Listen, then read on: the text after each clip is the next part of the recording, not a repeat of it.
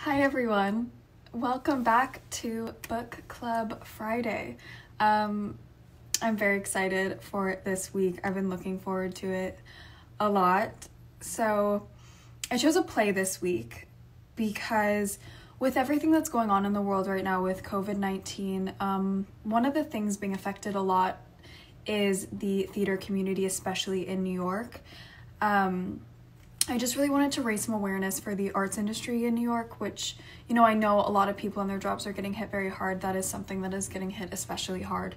Writers, actors, crew, there's so many people involved in this community that play such an essential role to New York culture, that I just really wanted to raise some awareness around that. And I also just thought reading a play would be really fun. So Broadway Cares is an initiative that supports the social service work of the Actors Fund to fight HIV and AIDS, which is incredible. But they're also doing something especially amazing right now, which is they've set up a COVID relief fund. So they are giving money to some of the theater employees and artists during this time with COVID who are being affected, and those COVID-related expenses. So I think that everything that Broadway Cares is doing is incredible all year, especially right now. You guys are amazing. So you can learn more about it with the link that's been in my bio all week. I'll keep that in there. It's super interesting. I think you guys should read on it and, help where you can. It's the little things that go a long way with stuff like this. So I think we should talk a little bit about the play that we read, which is Spring Awakening. Now, I know this is a very famous play and musical, but I had actually never read it or seen it, and I am a big musical theater dork and theater dork in general. If you guys saw, Tommy and I did a live for the Ali Forney Center, which is another incredible charity that we both work with. We did a number from Rent, so that probably showed my sort of dorky theater side that I've always just loved plays. And that was like when I first started going to New York, that was the only thing I cared about doing, was going and seeing shows on Broadway. So doing a play was super exciting, especially one that I have not read yet. So we did Spring Awakening, and I did my research as a good book club member does when reading something, and it was super interesting because I found out when this first came into stage production, it was super controversial in Europe and in the US, because it touches on things like sexuality, growing up, challenging authority, questioning religion, things that were really not open to conversation at the time that this play came out. So there's so much to talk about. I'm actually going to be bringing on my friend Tommy Dorfman, who is an actor himself, and Tommy actually did a play about a year ago called Daddy that I went and saw by Jeremy O'Harris, who, shout out Jeremy, is an incredible playwright and writer in general, and Tommy's an incredible actor, and he advocates a lot for some of the issues covered in this book, so I thought he would be the perfect person to bring on for this week. He's also one of my best friends, so I'm very excited to talk to him. But before that, I want to talk a little bit more about the book, and about some of the topics covered in the book, and also share some quotes. So the subtitle of this book is actually A Children's Tragedy, and that's because it centers around a group of students who are raised to be religious, and that kind of causes them to be uneducated about sexuality or sex in general, and it really touches on the hypocrisy of that system, because how being judgmental and living by outdated rules can actually be very hurtful, especially when you're in these developmental stages of your life, and it affects these kids in the play in some of the most traumatic ways possible. So it sounds dark, but it's still very relevant, I think, to some of the issues we're facing today. I know we have come a very long way, but there are people still facing these issues, especially, people within the LGBTQ plus community, how they are being mistreated in religious schools and in certain places throughout the world, even in our own country, and how women's reproductive rights, especially for young girls, conversations around that can seem taboo, but I also think it's something very important to discuss, and this play that was one of the first things that openly talked about these sort of issues, and that's, I think, why it was very controversial, but also so relevant to the times now, and I think will be relevant forever. So I quickly wanted to share a few of my favorite quotes, and I also wanted to take some of your guys' questions before I bring Tommy on here. And I know Tommy and I can talk about anything forever, but especially when it comes to something like a play, we will definitely get into it. So first, I'm going to read some of my favorite quotes. This one is more on authority and how it affects these kids. So it says, "Don't you agree, Melchior, that a human being's sense of shame is merely a product of his upbringing?" Now, this quote, I think, is extremely true and extremely relevant. How, you know, the nature versus nurture, but also just, I feel very fortunate to be raised by a very open-minded family, and I think you are the product of your environment. So, you know, it's really painful for me to think about the fact that there are children being raised by families that maybe kind of implant these ideas in their head at a very young age that who they are is not okay. And so I think that can cause a sense of fear, of not feeling safe, or like there's a place for you within your own family or within the world. So I think, yeah, how these shameful ideas that we get are really put on us by the people surrounding us. Another one I think that was really good is on religion. It says, "We see God and the devil blaming each other and cherish the unspeakable belief that both of them are drunk."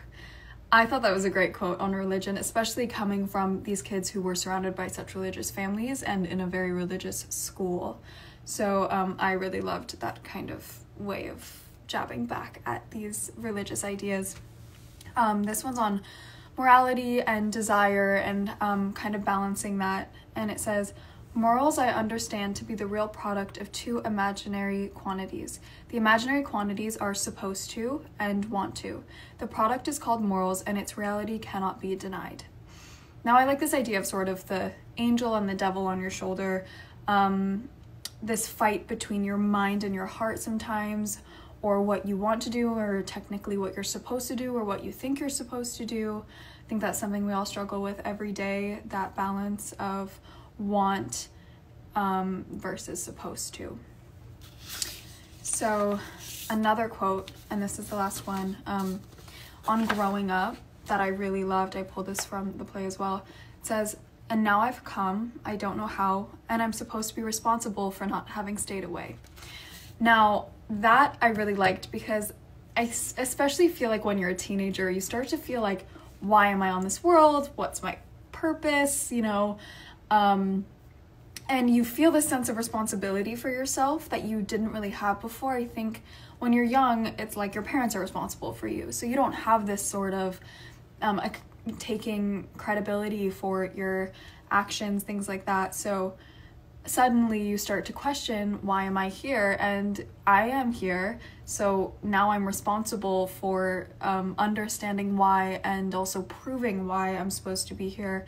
And you know, we don't control when we get brought into this world and who brings us into this world, but suddenly it becomes our responsibility to do what we can with our time here.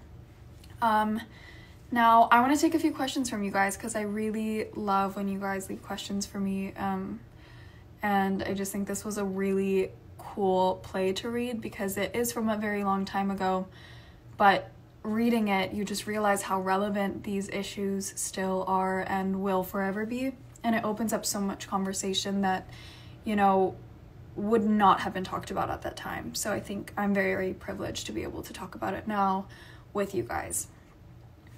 So if you guys have any questions, please leave those for me.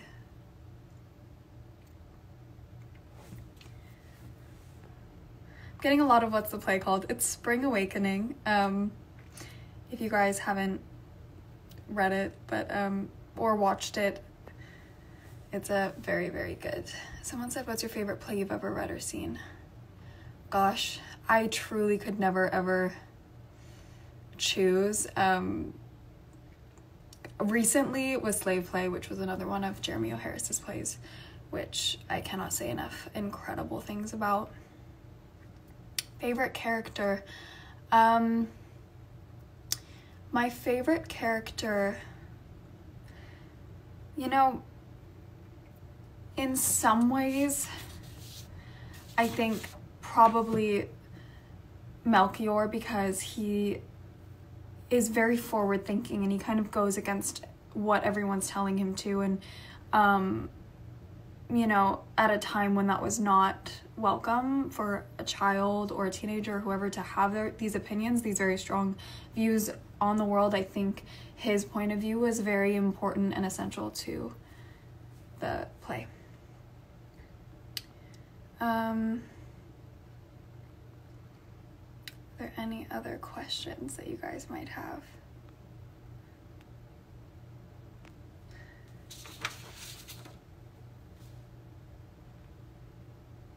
Sorry, I'm trying to read your guys' questions.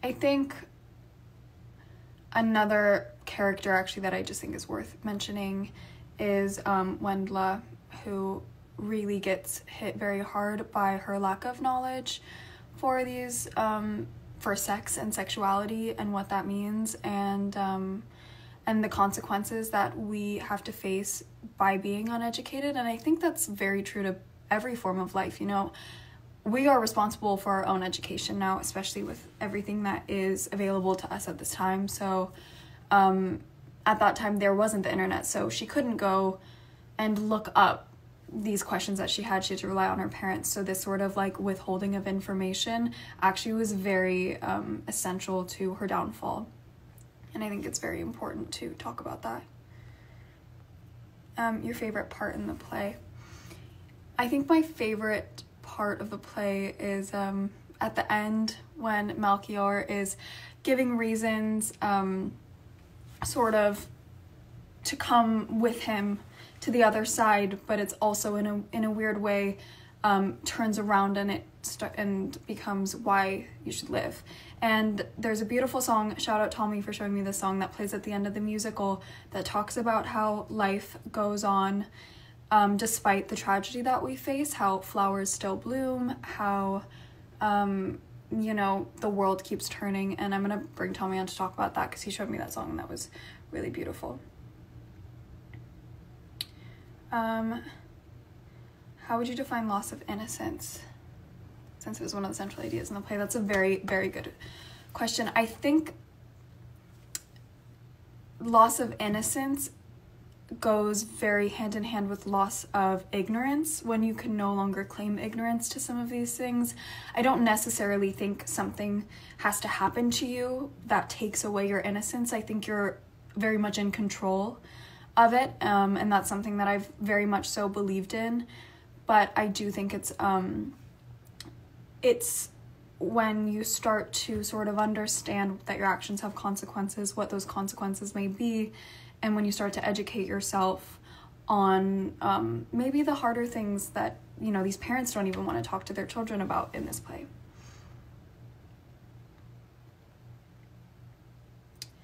I'm trying to keep up with your guys' questions. I think, you know what, I think I want to bring Tommy on here because speaking of plays and things like this, he is an expert. So Tommy, let's get you on here.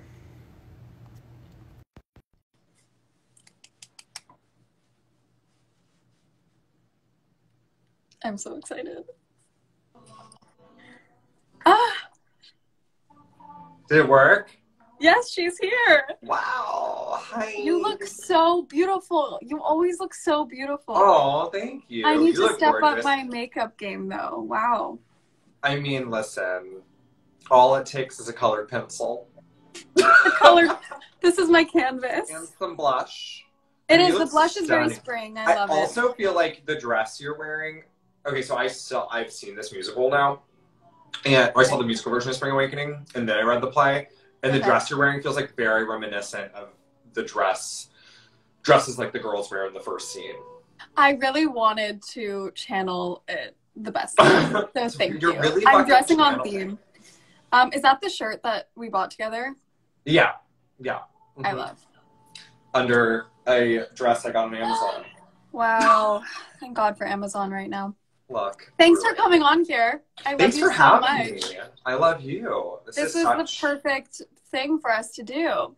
It really is. I love that you have this book club to sort of like stay active and stay educated and keeping people inspired. It's so amazing. Yeah. Well, you always have the best book recommendations. And I actually They're think all sad and gay. True, and I love all of them. They're all very on brand.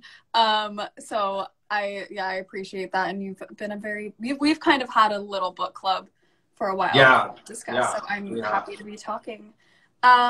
So I had a few questions. Yeah. Had you read the play though, or had you only seen it? So when I was in high school, because I'm a little bit older than you, this Duncan Sheik's musical version of Spring Awakening hit Broadway, and it was like the musical. Like we were all singing it, like we had the soundtracks. I grew up in Atlanta, so like I didn't have an opportunity to see it until it was on tour. But during high school I did read the play as a result of having like listened to the soundtrack for the musical so many times. Okay. Yeah, so I what read do it you first. think Did you think there was like a difference in your experience reading it versus like listening to it for the first time or even seeing it for the first time? Yeah, because I think for me, like in high school, I was going through my own sexual awakening, right? It was my own spring awakening. Like that's what the title refers to, literally, is like spring. It refers to like the beginning of puberty, the beginning of just like feeling sexuality in general and feeling sexualized, and like the first time you have a crush on somebody, like all of those things are relevant. And so I think for me, the musical had so much like teenage angst in it that I could really relate to, and like anger and frustration and confusion that like does come across in the play, but it's more subtle on the page than it is if you have the opportunity to actually like see it and feel it. Act it out. Yeah. Yeah. 100%. And listening to the soundtrack after you told me to, I was like, oh, if I had this, like, I wish that I had known about this when I was like in high school and like doing musical theater, because that was so up my alley and that would have been like my dream play to do. Oh my gosh, for sure. Was there a character that you identified with the most? Yes. It's interesting. I feel like I'm weirdly, because I think people would assume like, oh, like one of the gay characters, but for me, I feel very much this sort of like combination of Melchior and Moritz, because like Melchior has this, you know, like wants to rock the boat, like has all these grand ideas, like writes the book on having sex, right? That gets him expelled from school. And then Moritz is this like, also like an extremely like sensitive person, but isn't quite keeping up for whatever reason. And like, I very much relate to that, like in high school, especially like this inability to sort of be on the same level in my studies as my peers, even though I was just as intelligent. I just like the actual like academia of it didn't stick to me in the way that it did other people. And I remember that feeling of just like frustration, like no matter how hard I studied. And now I'm sure more to be like someone who probably has like ADD or like has some other like other diagnosis for education. There's a reason why like certain things aren't sticking in the same way the other kids are, but at the time like, there just wasn't a competition. It was either like you're really fucking smart and you get the grades that we get, or you're out of here. Exactly. And that's like the issue totally with the school system in general. It's really only tests for one kind of intelligence, and like there's so many different ways that you can be intelligent, especially having a brain like yours where you're so creative. And like, you know, we can talk about books forever, but suddenly you go to take like a math test and you freeze up and you're made to feel ashamed by that. Right. It's so confusing. It's like my brain can write a movie, but like divide things. Like what? Yeah, that's okay. 100%. Like not everybody is meant to be perfectly skilled in every area of academia. Of course not. Do you think, you know, you said you grew up in Atlanta, so do you think growing up in a place like Atlanta affected the way that you kind of struggled throughout your sort of spring awakening, or your as you started to go through puberty, have feelings? Like, how do you think your environment and how you were raised affected that sort of part of your life? I mean, for me, growing up in the South in general is like a far more conservative place than any of the coastal cities, or even like a big city like Chicago that's in the middle of the country, or, you know, Paris or London in Europe. there is a lot of bigotry in the South, and there's a lot of miseducation about gender identity and sexuality. And I was not privy to the experience of like having a lot of gay people in my life as a kid, you know, or having a lot of shows to watch or books to read. It just wasn't really on my family's radar, even though I was a pretty queer kid.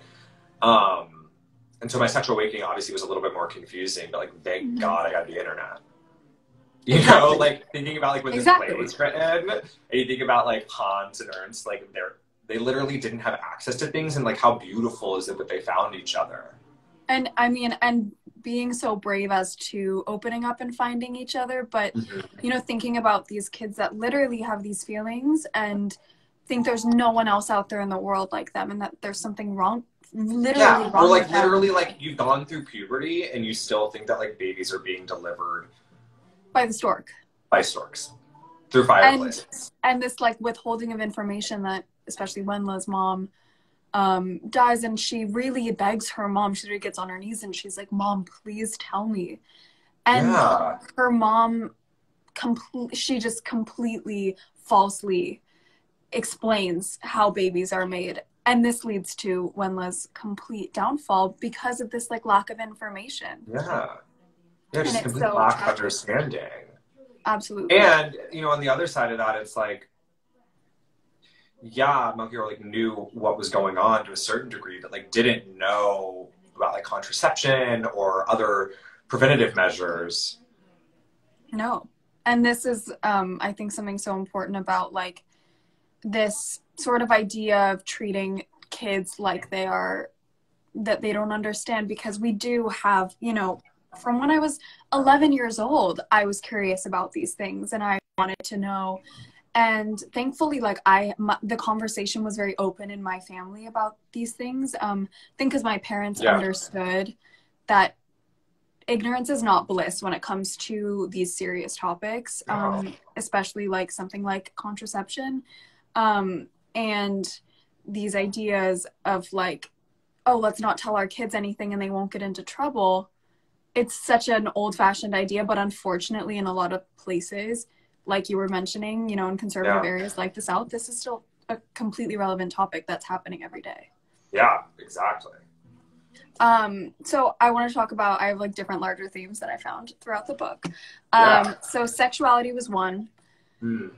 I think what these kids are going through, reading it now, I'm like, these are very normal sexual experiences, right? Because we see this stuff every single day. But the kids are made to feel guilty about everything they're feeling and going through.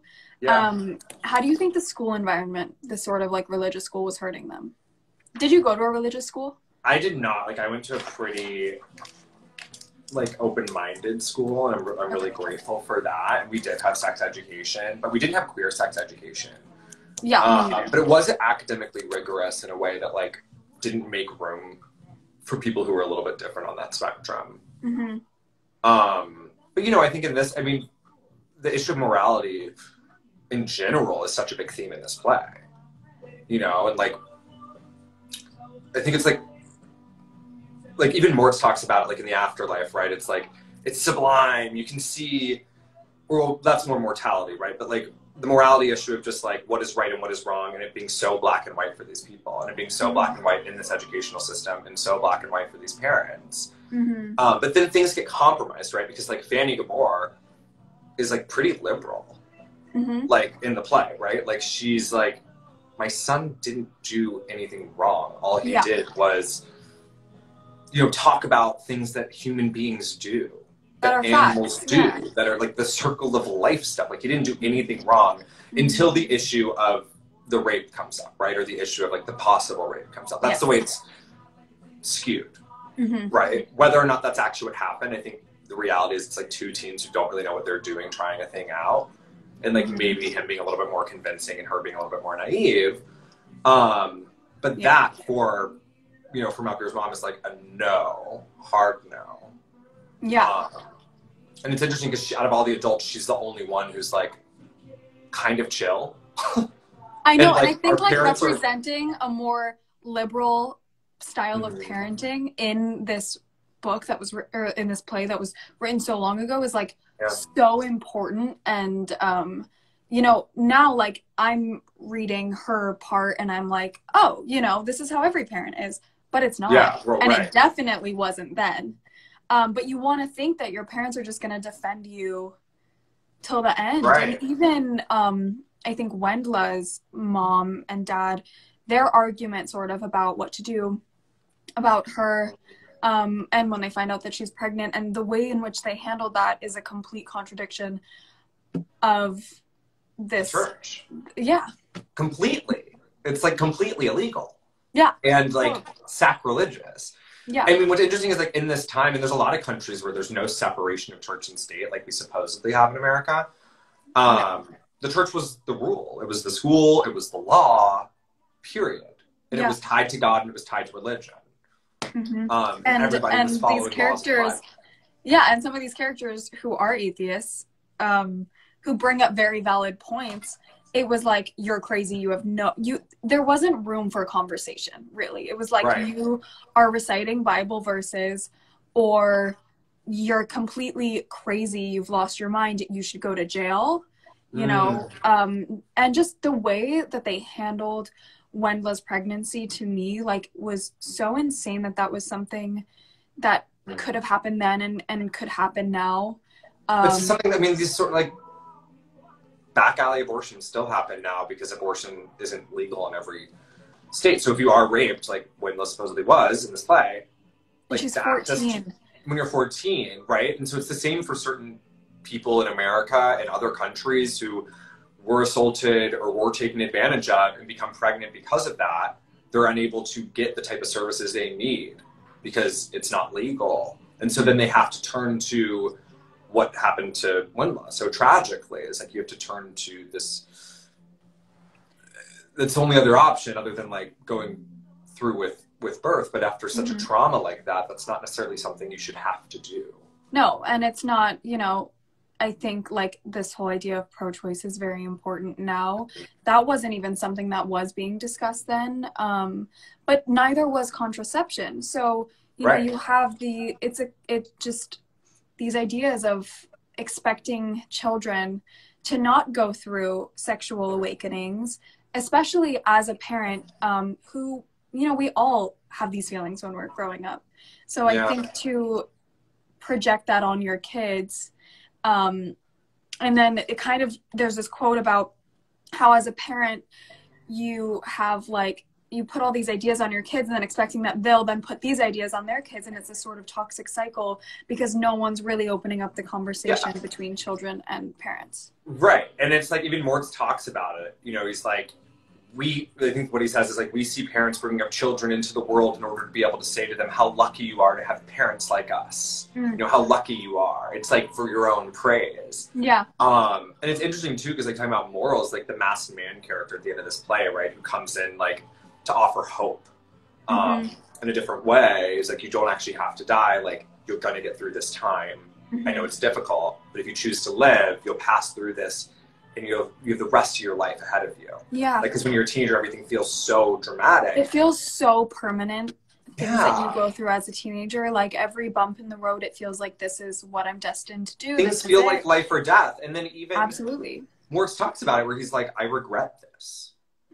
Like, this actually wasn't the choice I should have made.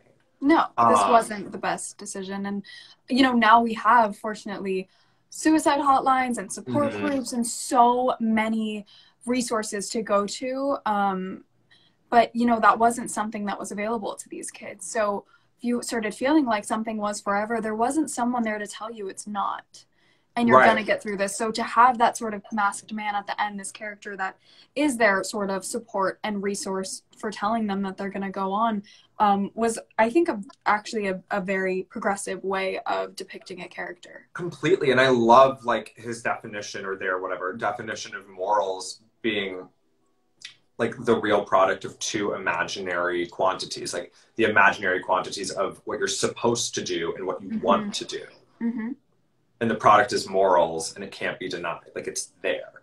Yeah. And like what you want often, or sometimes, or at least in this play, when it comes to sex and expressing your sexuality and wanting to explore sex with people and explore all of those like crazy feelings you have as a teenager, those wants are not what you're supposed to do, and then that makes you morally wrong.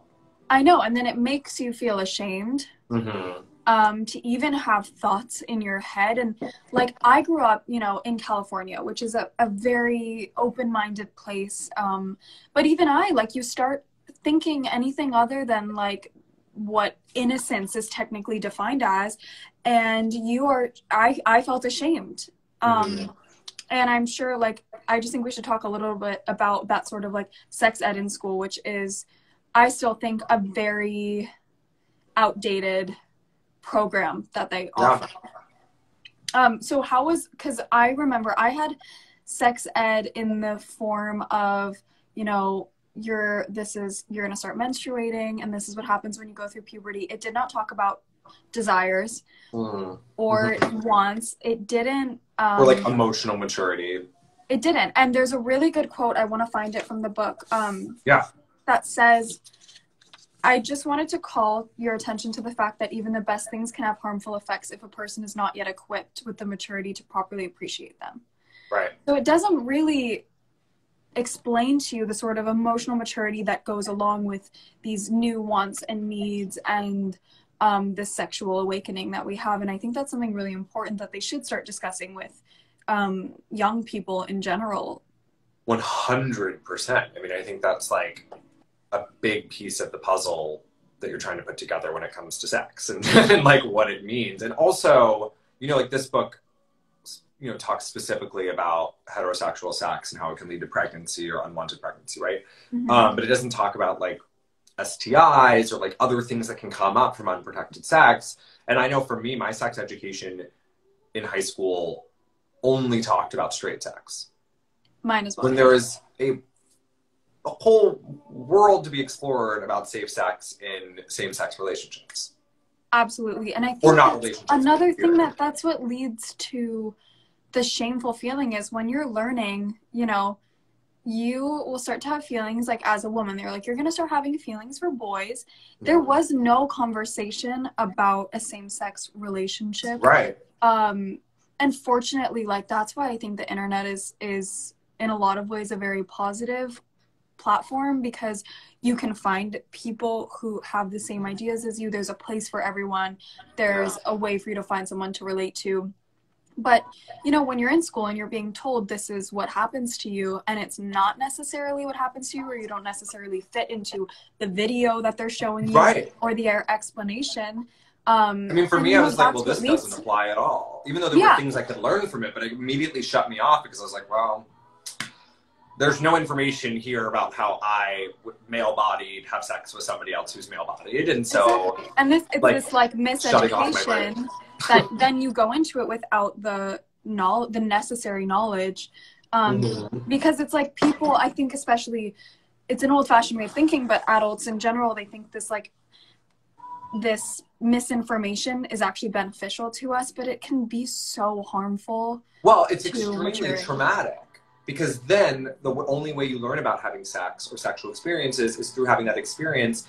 And, you know, as a gay person or a queer person, often that comes from, I mean, it's different now, but like when I was out, like there weren't a lot of out people my age. So I was having experiences with people who were older. It wasn't safe. It wasn't legal. It wasn't appropriate necessarily, but it was what was available to me. And so then I was learning through experience without any book to refer to or like anything else to go off of. And it's the same what happens in this play is it's like they're learning through experience. Yeah. Like, they don't really know.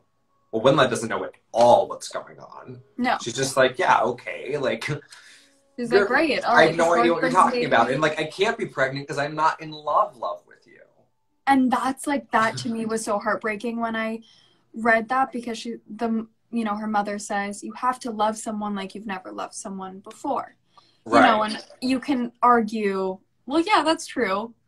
But it's such a lack of the essential information, obviously.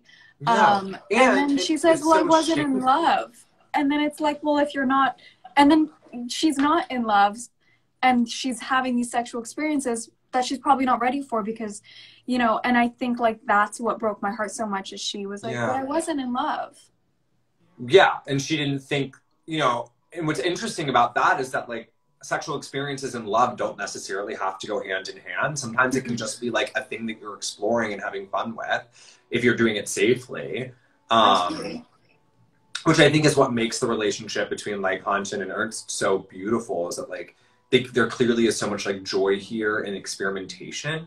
And there they're is learning alongside each other. Yeah, and there's obviously love there, but it's, I think in a way, because there's nobody's even talking about it. There's no like, don't hang out with the boys. You know what I mean? Like to the girl, it's like they have the freedom at this time to explore each other in a way that has shame, obviously, because it's people of the same sex, but doesn't have the same shame as it would for like opposite sex couples to be exploring sexuality at the same time. Yeah, and I think, you know, this was something I was discussing sort of this week with my parents, because I just think it's such an interesting idea of like this like slut shaming.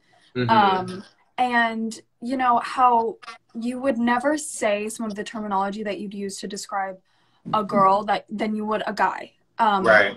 You know, and so this idea that Hanchen and Ernst can hang out and they don't say, they're not shamed, no one's questioning it, no one's saying anything, but you know, Wenla's running off and like, how dare she, and she's, you know, it's, that to me is still something that, or like Ilsa's completely excommunicated.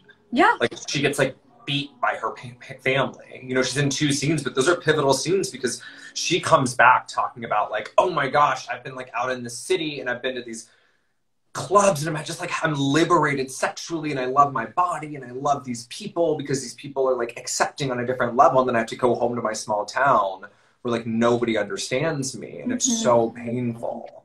Where it's like, it's interesting because she's sort of this like unspoken hero of the kids.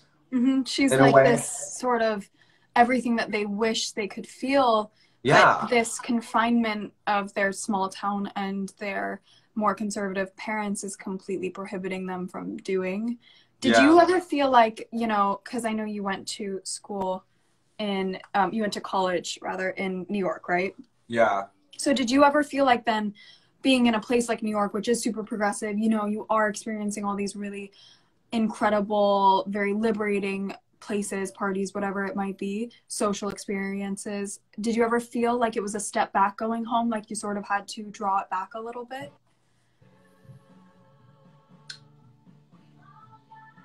Yeah, I think so. Yeah, I did in a way, because there was like a safety issue of walking around Georgia. But to be fair, like I was yelled at on the street in Los Angeles 2 days ago for wearing a skirt, you know, by like a group of like 17-year-olds calling me really offensive gay terms and like threatening to attack me, right? So like location is a thing to a certain degree, but like safety is an issue for queer people regardless of where they are. And you could think, you know, for me, it's like I live in a really progressive city. I'm in a safe neighborhood, like all X, Y, and Z, like, and it's still, and you want to say, like, I so badly want to say I'm shocked, but it pains me to say, like, I'm not. Well, what's interesting to me too is like, every day. Right, and what makes so when you look at like media and TV now, when you look at queer, I mean, I'm a very like outspoken queer person. It's part of my identity. It's part of my it's part of everything I do, and I make it a point to do that, and I put myself at risk to do that. But by the way, if one little boy or girl can see you and think I can be whatever I want to be, it's worth, you know, the risk. That's right. Why, like, well, I look up to you so much. That's the thing that keeps me going, right? Like, that's those, like, it's the next generation of people feel like they have a place in Hollywood, X, Y, and Z. But like on a character level, that's what makes Hanchen so real to me, is because like he is queer and he talks about like his personality, and he's like, I'm not rocking the boat. Like, I'm staying under the fucking radar. I'm not challenging anything. Like, I'm gonna just like bliss out because it's safe.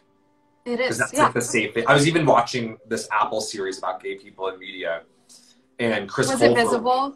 Visible. I watched and it Chris last Colfer night. was talking about his character in Glee, and he was like, well, what was nice is that I got to play a gay kid in high school who is really like a gay kid in high school, who's more quiet and more reserved at first, and who's like just trying to sort of like get by and like not draw too much attention to themselves because they want to be safe. Yeah. And actually, I thought Visible was amazing because it just depicts how the media was talking about issues sort of surrounding the LGBTQ plus community. They weren't even televising Stonewall, which was such a pivotal moment for queer culture and history. And, you know, at first, these characters were depicted in the media as like a joke. They were like the butt of the joke. And I think how far we've come where there are realistic, you know, you can be the love interest. You don't have to be the funny friend, or you like look back at these shows like All in the Family, which is one of the ones that they were talking about in Visible. Yeah, All in the Family, yeah. And these characters are so flamboyant and, you know. Right, they're insane. Because even though I dress really flamboyantly, like my personality isn't always like, you know, whatever that's supposed to mean. And sitting there, like, watching your family laugh at what you don't find a joke. Right. It can be extremely traumatizing. And I think that's why, like, having a character like Ernst so early on that was more reserved, that wasn't like this and that, you know, like, it was a real thing and a real person with real feelings. Depicted in a way that made people read this. And even though it was very controversial when it was running and went to stage production, but like there were people out there sitting in the audience that were probably like, oh wow, you know, I'm not the only one in the world like this. Right. And I just would like to say, like, you were a very big part, I think, of my like spring awakening. And like you, like, truly, you were like my Ilse or whatever. And just like explaining that there doesn't have to be a name or a set category for your place in the world, because if there isn't, you make one. And that's what I was so appreciative of you for, is like showing me that you don't have to be this or that or black and white. And just like the characters in this play, who all are finding their own place in over a very different spectrum with very different beliefs, but at the end of the day, they're like discovering who they are. And that's something that you showed me how to do. And like, that's why I'm so appreciative. Well, I'm so appreciative of you. Because you're like such an open-minded and loving and accepting person. And you've developed your own moral compass that isn't inherited. I mean, it's inherited from family, but it isn't like a prescribed moral compass from some institution that's been centuries old that hasn't evolved. And you have, you know, the ability to continue to see things differently and grow in a way that's just like so inspiring and exciting, as a friend of yours. Really? And also to no! Oh, no! But I think it's interesting too, because it's like there's so many prescribed gender roles now, and it's like I'm seeing people in the comments where it's like, well, why do you wear a skirt? It's like, well, skirts were worn by men for centuries. Yeah. Before they ever wore pants. Really, I know. So like, I don't. It doesn't make Talk about sense. Ancient Greece, you know? Like, educate yourselves. You're being ignorant. And that's, I think, the biggest thing is, like, this sort of ignorance now does not apply geographically anymore, because we all have access to the necessary information to lead a safe and understanding and empathetic life. And I just think, like, we all need to have a little bit more empathy. Yeah. Just like, you know, the one parent in the play who's understanding, and then you see all these other people, and unfortunately, like, we like to believe based on where we live, and I think that, you know, the industry that we're a part of, that everyone is as open-minded as us, but unfortunately it's not the reality, because you still see things happening every day that are heart-wrenching but not surprising, and that's, I think, the most painful part of it. Well, this was so deep and intense, but I would not want to talk about these issues with anyone else. Same. I love you. I love you so much. So much. Thank you for including me in this. You can be a special guest, a reoccurring guest, whenever you want. I will talk to you about any book or play ever. Down. And if you have any recommendations, please give it to us, the book club, once more, Rex. I will.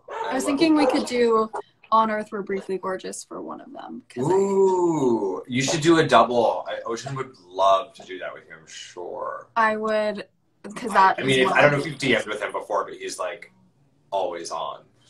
Okay, so smart. I'm gonna reach out because I love that. I mean, I like have to apologize in advance for the people reading it because you will cry, but it's such a good one. Yeah. Oh, well, I love you so much. Thank you for I love you more. I'm giving you like a big virtual hug because I feel like we just had like a very deep conversation. I know. So much. I'm gonna need to like go journal now. I know. I'm gonna journal too. Right, I love you so much. I love you too. I'll see you soon. Bye. Well, thank you guys so much for listening to us get very deep. We're clearly both very passionate about a lot of the issues discussed in this play. I know they're tricky things to talk about, but I'm so grateful to have such an incredible audience that I think shares a lot of these same values with me. You guys are, so wonderful and like the reason why I feel so grateful to be part of this world. And